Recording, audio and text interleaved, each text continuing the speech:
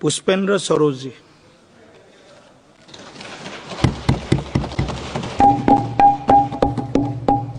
धन्यवाद speaker sir, आपने मुझे राष्ट्रपति के अभिभाषण पर बोलने का मौका दिया। सर, ये मेरी मेडन स्पीच है और आज मैं बड़े गर्व और सम्मान के साथ यहाँ खड़ा हूँ कौशाम्बी की जनता को दिल से बधाई देने के लिए, जिन्होंने इस देश के इतिहास में सबसे नौजवान सांसद मुझे चुनने का और ये गौरव दिया। मैं उनका बहुत बहुत धन्यवाद देता हूँ।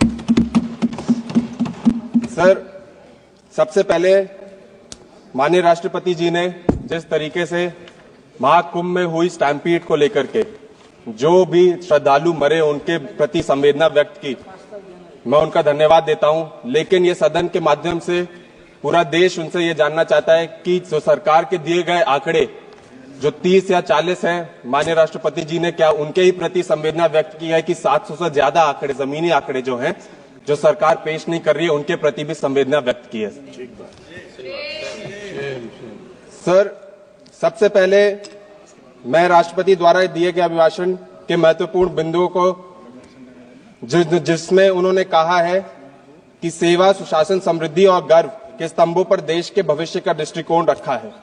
लेकिन पिछले एक साल की हकीकत को नजदीक से देखें तो यह दावा जनता की असली अनुभवों से बिल्कुल अलग दिखाई पड़ता है।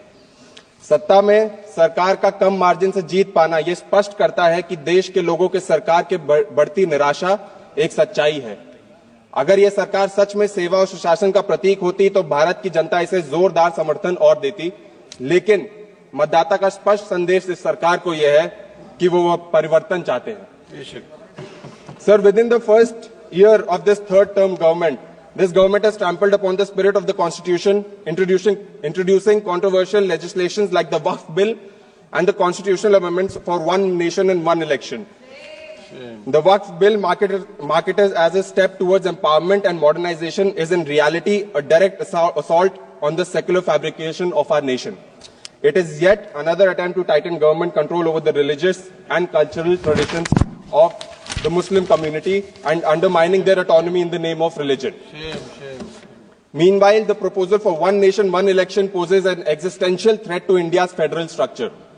It is nothing more than an attempt to centralize power, diminish the political, economic and social autonomy of the states. Even today, states are struggling under an unfair fiscal arrangement, particularly after the introduction of the GST. The centre's political agenda has overshadowed the rightful allocation of tax revenues, pushing many states into financial distress, forcing them into debt rather than empowering them with their due resources.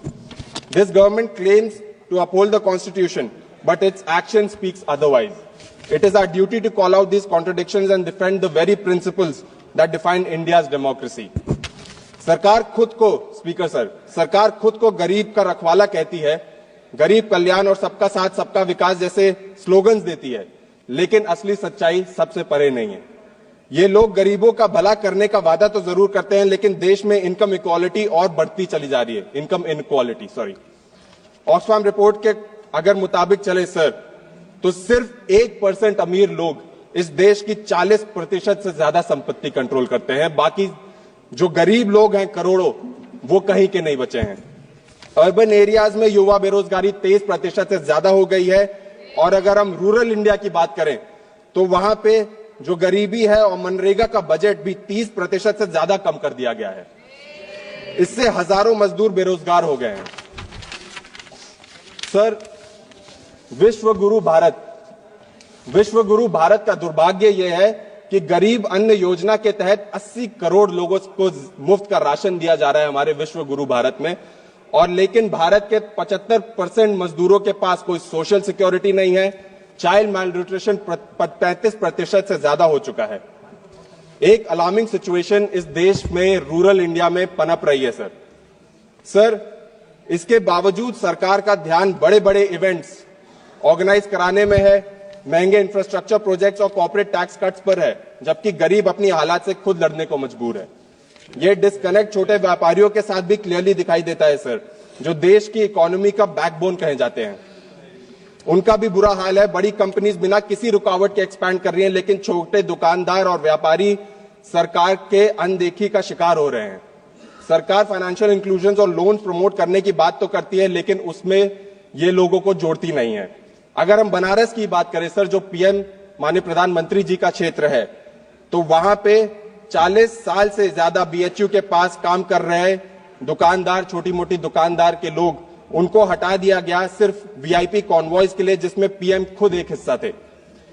इन व्यापारियों को fake schemes और खोखले वादे नहीं चाहिए, उनको अपना काम बिना डर के करना है और उनको अपना अधिकार चाहिए सर। ये नहीं है तो ये expanse the word, expanse the word. नौजवान लड़का है, पहली बार सर लेकिन ये प्रधानमंत्री जी का संसदीय क्षेत्र है, उसके बारे में बोल रहा था दीजिए और ये हकीकत है। इन व्यापारियों को फेक स्कीम्स नहीं चाहिए सर, उनको अपना हक और अधिकार चाहिए। जब लोग इकोनॉमी का फाउंडेशन कहे जाते हैं, उन्हीं को सरकार इज्जत नहीं देती, तो इसका मतलब क्लियर है कि सरकार सिर्फ अमीरों के लिए काम कर रही है, जबकि गरीबों के लिए सिर्फ खड़े वादे कर रही है सर। सरकार प्राउडली फार्मर्स को अन्नदाता कहती है। फाइनेंस मिनिस्टर ने यहाँ पे सदन में खड़े होकर के फार्मर्स को अन्नदाता कहा, लेकिन उसकी पॉलिसीज उनको सिर्फ धोखा दे रही है।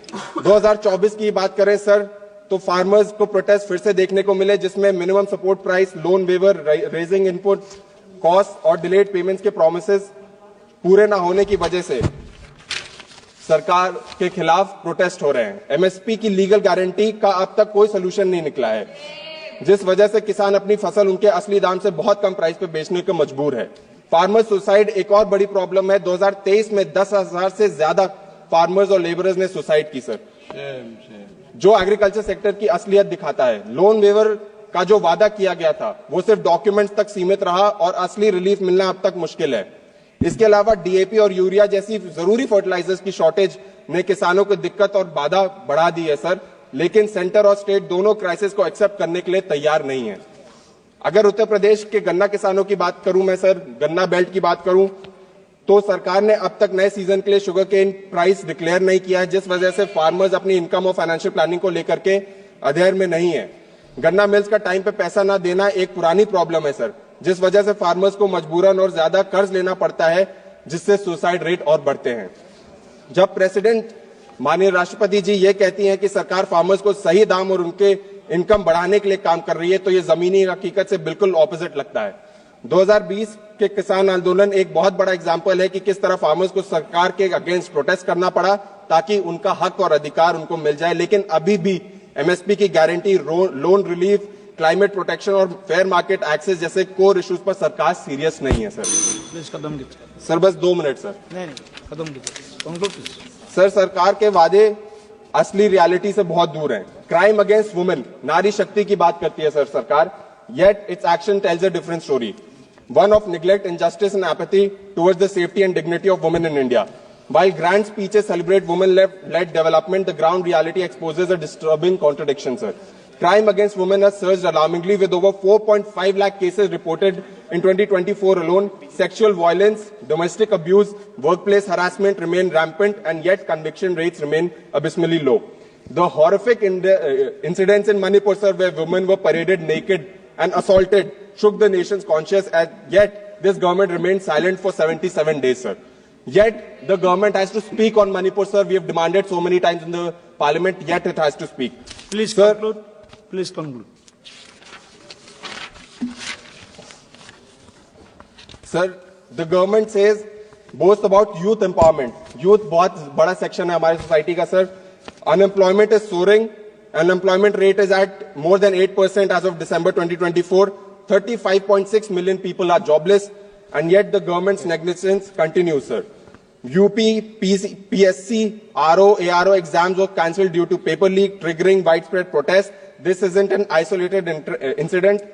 We have seen multiple such incidents where people in Prayagraj, the students in Prayagraj, were beaten up because of their protests, sir. This has been happening at the entire country. Sir, we've also seen protests like Agnipath in 2022, where frustrated youth stripped of stable career opportunities took to the streets.